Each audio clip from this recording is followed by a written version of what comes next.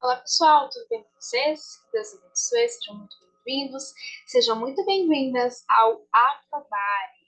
Muito prazer, para quem não me conhece, meu nome é Rebeca Costa, sou professora de legislação aqui do curso. Nós estaremos conversando em algumas aulas acerca de um assunto que eu simplesmente amo, sou apaixonada, que é o Estatuto dos Servidores Públicos. No nosso caso aqui, nós estaremos conversando acerca do Estatuto do Município de Contagem dos Servidores Públicos. Pessoal, primeiramente, é muito importante essa leitura, principalmente no início de Estatuto dos Servidores. Por quê? Porque esse início ele é recorrente em provas. Então, formas de provimento, vacância, exoneração, estágio probatório, isso é importantíssimo. Fechou? Bom, primeiro ponto, por que que eu tenho um estatuto, gente? Por que que eu preciso de um estatuto assegurando direitos aos servidores públicos? Porque é nele, pessoal, com base, então, obviamente, na nossa Constituição de 88, que nós temos garantidos direitos, ok? Deveres. E a minha caneta, eu acho que já estou precisando pegar a pilha dela. Vamos lá, deixa eu colocar aqui de novo. Direitos, deveres, atribuições, enfim, atribuições. E assim sucessivamente. Então, o estatuto, ele assegura isso para um servidor público, ok? Por isso que nós vamos analisar agora, de forma minuciosa. Vamos lá? Primeiro ponto. Vem aqui comigo, ó. O artigo 1º, e isso tá de basicamente parte, isso não é todos, se assim eu posso dizer, dos estatutos, eles começam dizendo o seguinte: esta lei institui o regime jurídico único dos servidores públicos. Pronto. Vem comigo na Constituição, deixa eu ver aqui, vem comigo, ó, vamos ver aqui. Ali a partir do artigo 39 da nossa Constituição, artigo 37, melhor assim. Aqui você já começa a ter de forma muito bem delineada acerca do serviço público, acerca de servidor público, cargo público, etc. Então, esse regime único, ele vai tratar de uma forma muito delicada, como eu falei para vocês, de atribuições, regimes, previdência, forma de provimento, exercício, enfim, tudo que é inerente, inerente ao servidor. E aí, ele continua dizendo o seguinte, que também essa lei, ela envolve as autarquias e fundações públicas. Como assim? Autarquia e fundação pública, o que que é isso? O que isso quer dizer? Quando eu falo, pessoal, de autarquias e fundações públicas, eu estou falando da administração pública indireta. Ou seja, na administração pública direta, o que que você tem? Você tem ali União, estados, DF e os municípios. Ali é exercido de forma centralizada. Agora, quando tem administração pública indireta, o próprio nome já diz, você tem uma administração que ela é indireta. Aí eu tenho autarquias, fundações, sociedades de economia mista e empresas públicas. Porém, as autarquias e as fundações, elas possuem um aspecto muito peculiar. Ambas não buscam fins econômicos, a finalidade não é econômica, ok? A finalidade não é econômica, e sim uma mera né, de forma de dizer, mas é uma execução ali mais administrativa, tá? Então você não tem essa busca por finalidades econômicas. O artigo 2º, ele trata de um aspecto muito importante, muito importante. Ele te traz a conceituação do que é servidor público. Porque uma coisa é eu falar para você, servidor público e cargo. Aí você pode falar quem é o servidor e o que é um cargo. As leis, e aqui o estatuto, ele sempre vai seguir a mesma linha de raciocínio, principalmente da Lei 8.112, que rege o serviço, os servidores. Você tem um segmento muito parecido com a 8.112 e com a Constituição. Então, o que você tem no padrão? O servidor público é uma pessoa legalmente, ou seja, legalmente, aí você pensa, obedeceu ao princípio da legalidade, da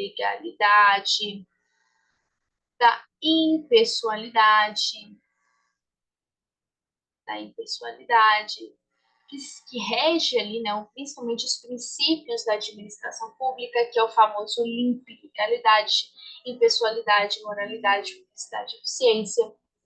Então, o servidor público é a pessoa legalmente investida em cargo público, em caráter efetivo ou em comissão. Como assim, gente? Caráter efetivo. Aprovação por meio de concurso público, tá? Agora, os cargos comissionados, você já tem uma outra peculiaridade. Por quê? Porque você tem livre nomeação e livre exoneração, ou seja, você não tem a aprovação prévia em concurso público, tá? Ok? Ou designada para o exercício de função pública. Bom, aqui eu trouxe um mapinha mental para vocês para resumir o que os artigos posteriormente vão te dizer. Então, primeiro ponto, servidor público, pessoa legalmente investida em cargo público. Trouxe aqui uma menção da Constituição, no seu artigo 39, que diz que tanto no caso dos entes federativos, União, Estado, Distrito Federal e municípios, eles vão instituir no âmbito da sua competência, por quê? Porque cada ente federativo possui uma autonomia, tá? São entes autônomos, eles possuem competência, tanto legislativo, tanto administrativa, enfim, financeira. Então, no âmbito desse exercício dessa competência, que principalmente aqui no nosso caso, estamos falando do município, que o município tem, ele pode instituir um regime jurídico e planos de carreira para os servidores da administração pública direta, também das autarquias e fundações públicas.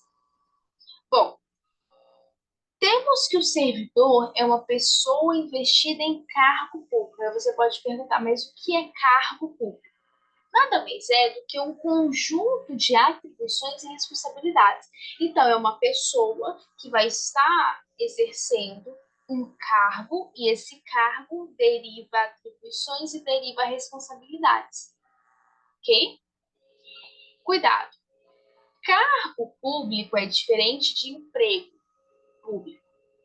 No cargo público, você tem a prévia aprovação do concurso público, no emprego público também, mas a diferença é, no cargo público, você tem o conceito do estágio probatório, você tem a estabilidade. Então, 3 anos de estágio probatório, depois desses 3 anos, você já tem a estabilidade, claro, se o candidato, se o servidor, ele estiver dentro daquela, vamos dizer assim, de uma avaliação periódica, tá? Assim que a lei nos traz. Agora, no emprego público, não. No emprego público, você não tem esse estágio probatório e você não tem essa estabilidade. Outra peculiaridade é, no cargo público, você tem um regime jurídico estatutário. Então, você tem um estatuto que vai reger ali, que rege, melhor dizendo, que rege aqueles servidores, que tratam daqueles servidores. Se tiver algum problema, eles vão para a justiça comum. Já o emprego público, não. O emprego público, você tem ali prévia aprovação, ok, só que é um contrato sob regime CLT. Então, por isso que nós chamamos de emprego público, porque a função ali, a atribuição é seletista, ou seja, CLT. Tanto que se tem algum problema, onde você vai resolver? A Justiça do Trabalho, tá? Bom, já as carreiras elas são organizadas em classes de cargos, que é esse conjunto de atribuições, e nas carreiras, o que que você tem? Você tem a organização de cargos, conjunto de atribuições, e essa organização, ela observa escolaridade, classificação profissional, ou seja, as condições peculiares, as características peculiares dos cargos públicos. Já a classe é uma divisão das carreiras, ou seja, a classe agrupa os cargos da mesma denominação segundo o nível de atribuição e responsabilidade. Já na série, você tem a série de classes, que é o conjunto de classes da mesma natureza hierarquicamente. Já a função pública conjunto de atribuições e responsabilidades não integrantes da carreira, ou seja, não integra a carreira. Por quê? Porque é provida em caráter transitório. Então, a função pública você tem um caráter transitório.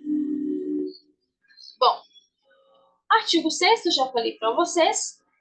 Artigo 6º, função pública, caráter transitório.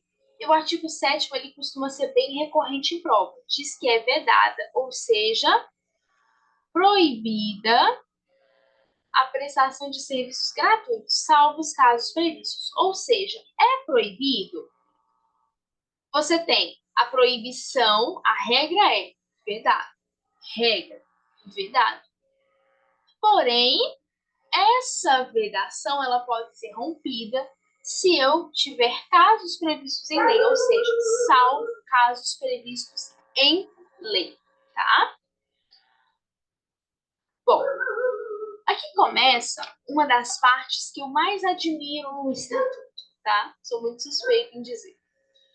Aqui nós começamos falando de provimento, ou seja, forma de ingresso. Falamos da vacância, ou seja, por que eu repeti a mesma palavra, gente? Vacância, cargo vago, vazio, ok? E também acerca da remoção e substituição. Bom, começamos falando então de provimentos. É comum que a legislação venha te trazer nos estatutos requisitos mínimos básicos, tá? No ingresso no serviço público. Quais são eles? Primeiro, nacionalidade brasileira. Porém, isso não significa que eu não venha ter estrangeiros, tá? Eu posso ter estrangeiros. 2. O gozo dos direitos políticos.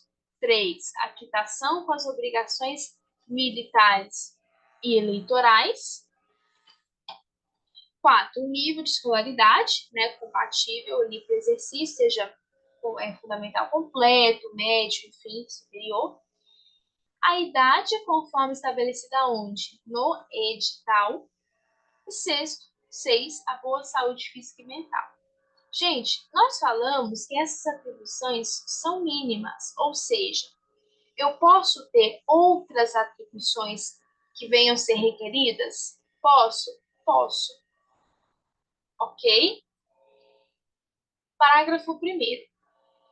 As atribuições do cargo, como eu falei, podem justificar a existência de outros requisitos. Ou seja, aqui nós temos um rol, ele não é só taxativo, ele também é exemplificativo. Por quê? Porque além desses aqui, dessas atribuições, eu posso ter outras. Esse aqui é o mínimo. Ou seja, esse aqui é o mínimo que eu preciso seguir. Ok? Esse é o mínimo que deve ser seguido.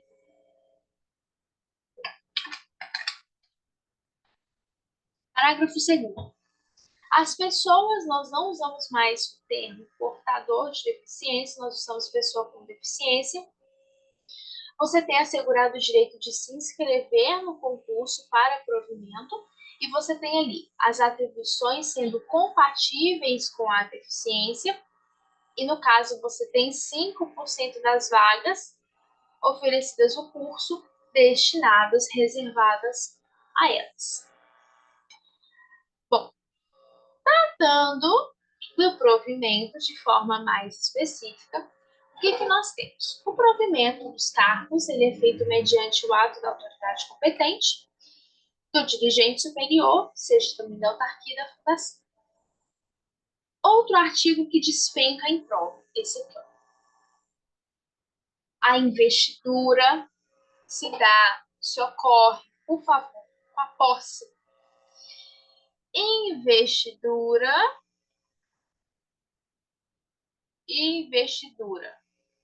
Como que ocorre a investidura? O ato da posse. Aí vem a banca. A investidura no cargo público ocorrerá com aprovação em concurso público. Eu já vi questão assim, se não me engano, eu vi esses dias. A investidura em cargo público ocorre com a nomeação, ocorre com o exercício. Não, a lei te fala que é com a posse. Investidura no cargo ocorre com a posse. Bom, já o artigo 11, ele é muito importante, porque ele te traz as formas de provimento. E aqui, gente, forma de provimento, de uma maneira geral, cai muito em prova. De uma maneira, assim, bem geral, cai bastante em prova. Vamos lá. Formas de provimento. De acordo com a doutrina, nós temos duas formas de provimento. Nós temos a forma originária e nós temos a forma derivada. A forma originária seria nada menos que o primeiro contato com a administração pública. Já o derivado, ou seja, segundo contato com a administração. Então, pensa no Zezinho. Esse aqui é o Zezinho. Zezinho passou no concurso público, ele passou no concurso público. Qual é a forma de provimento dele? Originário. Por quê? Vamos supor, né? Passou tudo certinho, enfim, a posse, foi tudo bonitinho. O caso dele é a posse. Mas esse aqui é o Zezinho. Esse é o Zezinho. Mas pensa que o Felipe, por exemplo, aqui, ó, vamos supor aqui, ó, Felipe.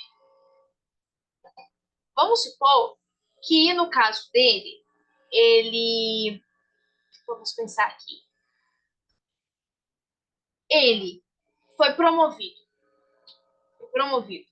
Felipe passou por uma promoção.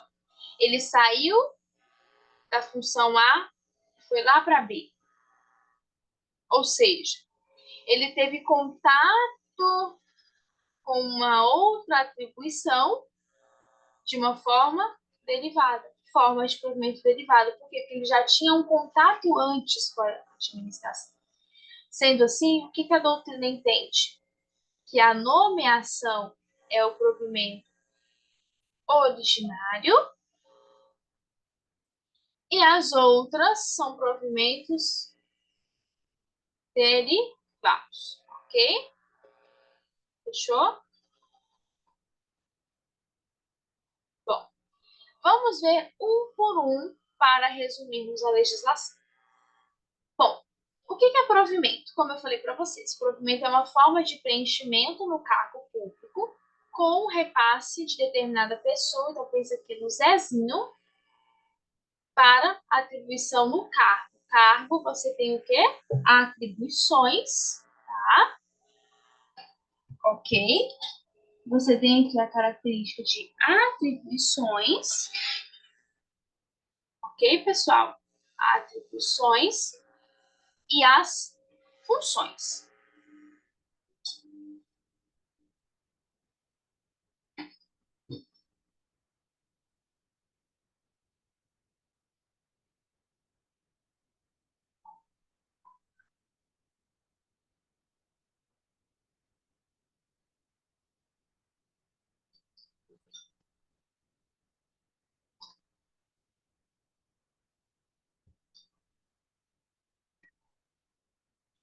Ok? Bom, esses desenhos aqui, pelo menos esse em específico, eu tiro do livro da professora Ana Campos, tá? Que eu sempre uso para fazer mapas mentais e basear em mapas mentais. Quando for de elaboração própria, eu vou avisar, tá? Bom, pessoal, e aqui eu trouxe para vocês um entendimento da súmula vinculante 43 do STF, que diz o seguinte, que é inconstitucional. Se eu falo que é inconstitucional, é porque ele está em atrito, não está de acordo com quem? Com a nossa Constituição Federal. Concordam comigo? Então, é inconstitucional toda modalidade de provimento que propicia ao servidor investir sem prévia aprovação em concurso, destinado a seu provimento em cargo que não integra a carreira que estava investida, né, anteriormente investida. Ou seja, é proibido modalidade de provimento que não venha de prévia aprovação em concurso. Ou seja, mesmo que a pessoa esteja em uma segunda em um provimento derivado, ele já teve contato com a administração. Ou seja, ele já foi aprovado em concurso. Bom, nomeação. A nomeação eu tenho tanto em caráter efetivo, ou seja, bonitinho, aprovação em concurso, aí você tem estágio probatório, estabilidade, tá? Tudo bonitinho. Quando se tratar de cargo em carreira ou comissão, para os cargos de confiança, de livre exoneração. Cargo de confiança precisa ser exercido por integrantes no cargo efetivo, tá? Já em comissão, não. Comissão é livre, no caso, nomeação livre exoneração, ok? A nomeação para cargo de carreira depende da aprovação em concurso de provas e títulos, obedecida à ordem de classificação e o prazo de validade daquele concurso. Bom, a promoção é a elevação do servidor a cargo vago. Cargo vago, vazio, na classe imediatamente superior à da mesma série de classes, ou seja, eu preciso obedecer os mesmos requisitos, as mesmas atribuições, escolaridade, etc. Atenção, não posso promover servidor que esteja em estágio probatório. Estágio probatório, lá no artigo 41 da Constituição. Quanto tempo? Tenho 3 anos, tá? Vem aqui comigo que eu vou ler para vocês, ó. São estáveis após 3 anos de efetivo exercício. O que são esses 3 anos? Estágio probatório. Ok? Deixa eu apagar aqui, senão vai tudo para outra tela. Não queremos confusão. Acesso. O acesso é a passagem do servidor ocupante de cargo de classe isolada, ou seja, só ou final de série de classe isolada ou inicial, observada a identidade funcional. O acesso, gente, é bem assim, vocês viram, né? Algo bem chatinho.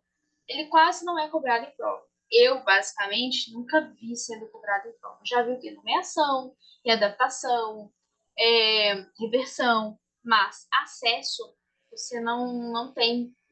Eu nunca vi cobrança, tá? Reversão. Na reversão, você tem um retorno à atividade, ou seja, à função, do servidor que foi aposentado por invalidez. Ou seja, pensa aqui no Zezinho. O Zezinho foi aposentado por invalidez. Só que aí o Zezinho, por uma junta médica, foi declarado que essa aposentadoria foi insubsistente. Ou seja, ele tem o direito de retornar para a administração. Ok? Aí aqui embaixo eu coloquei uma questãozinha para vocês, só para vocês verem como que algumas bancas cobram, tá? Essa é a reversão. Falando da reversão, você tem ela sendo feita no mesmo cargo ou cargo resultante de transformação. Como assim, Rebeca? Alguns cargos, pessoal, passam por algumas transformações. Então, por exemplo, o cargo X, a partir de tal dia, ele vai se tornar isso, ou essa atribuição. E ali, como que funciona em alguns casos, né? Enfim, como que tem ali uma regra. Ah, mas e se o cargo já estiver provido? Aí vai ficando vago, aí ele vai sendo no caso aqui, vaga, ok? Vai ficando, na verdade, vai se transformando. Se o Zezinho voltar, Zezinho voltou, Zezinho voltou. Só que o cargo A que Zezinho ocupava, agora ele é cargo C. Ele se transformou em cargo C. Aí o Zezinho vai ficar lá esperando. Ai, nossa, que pena. Vou esperar. Vou ficar em disponibilidade. É isso que vai acontecer? Não. Ele vai para esse cargo C, que foi resultante daquele que ele já exercia. Bom, encontrando-se provido este cargo, o servidor vai exercer suas atribuições como excedente até a ocorrência de vaga. Artigo 26. Não poderá reverter ao aposentado que já tiver completado 70 anos de idade. Cuidado, 70 anos de idade. Vem lá na sua prova. Zezinho, aposentado, ficou demonstrado insubsistentes os motivos de sua aposentadoria. Zezinho hoje, com 70 anos de idade, qual a forma de provimento para o retorno de Zezinho para suas funções? Olha que questão bonita, né, gente? Aí vem lá, 70 anos. Reversão. Não. Não.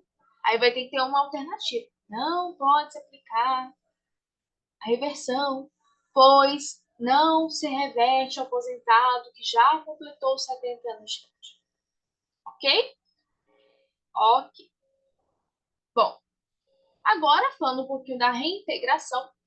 A reintegração é quando eu tenho a reinvestidura do servidor que estava em um cargo ocupado ou resultando de transformação, quando a demissão dele foi invalidada, seja por decisão administrativa ou judicial. Então, pensa aqui, ó, vou trocar o Zezinho, tá? Deixa o Zezinho descansar. Mévio. Mévio. Não olha aqui para o exemplo, não. Depois a gente vai para o exemplo. Mévio. Mévio foi demitido da administração, enfim, foi demitido, né? Passou ali por um processo administrativo, a sindicância, penalidade, alguma coisa aconteceu, tá? Bom, a partir disso, o que aconteceu? Vamos supor que alguma situação, enfim, foi invalidada essa demissão dele. Então, a demissão dele foi invalidada. O que vai acontecer? Ele vai, vamos supor que ele exercia o cargo A. Ele vai voltar a exercer o cargo A que ele ocupava. Aí, olhando aqui no exemplo, você deve estar pensando, nossa, que exemplo é esse? Vem cá. O MEV é o Cicrano. Cicrano, literalmente. Cicrano foi demitido. Só que Cicrano, ele foi reintegrado. Por quê? Porque a demissão dele foi invalidada, seja por decisão administrativa, porque você pode ter ali lá no PAD, um processo administrativo disciplinar, você tem um instituto ali depois do recurso, você tem um recurso, aí você pode ali pedir por exemplo, tenho novas provas, aí você pede uma revisão, tá? Então, vamos supor que essa demissão invalidou a demissão dele. O Cicrano, ele vai voltar para o cargo dele. Só que o cargo dele é o cargo A. Só que enquanto o Cicrano ficou demitido, vamos supor 7 meses, tá? Vamos imaginar que 7 meses. Em 7 meses, o cargo A não ia ficar o resto da vida vago.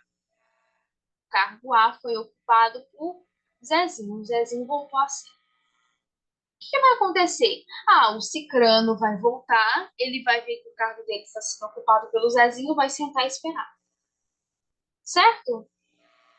Não. Ele vai voltar. O Zezinho, que é o fulano, ele vai sair. Ou ele vai ser reconduzido para um outro cargo, ou ele vai ser aproveitado em outro cargo, ou ele vai ser posto em disponibilidade. Como assim? Ele vai ficar esperando até ele ser aproveitado. Inclusive, o aproveitamento, né, aqui que nós não temos, mas é uma das formas também que você tem, tá? Ok? E não tem indenização. Bom, Já a transformação, foi o que eu falei para vocês, é quando eu altero a denominação e atribuição de um cargo. Então, o cargo A, por exemplo, que era o cargo alfa, eu transformo ele em cargo B, beta, tá? Enfim, aí a denominação, atribuições, enfim. E o servidor do cargo transformado, ele vai ser provido no cargo novo resultante de transformação, ou seja, o que muda, gente, é a atribuição, a denominação do cargo, e não a pessoa, tá? Bom, pessoal, foi um prazer tê-los aqui comigo. Espero que vocês tenham gostado da aula. Foi feito com muito carinho, com muito amor, muita dedicação a você. Eu te espero na nossa aula de número 2. Até mais. Fiquem com Deus. Foi um prazer. Bons estudos. Tchau, tchau.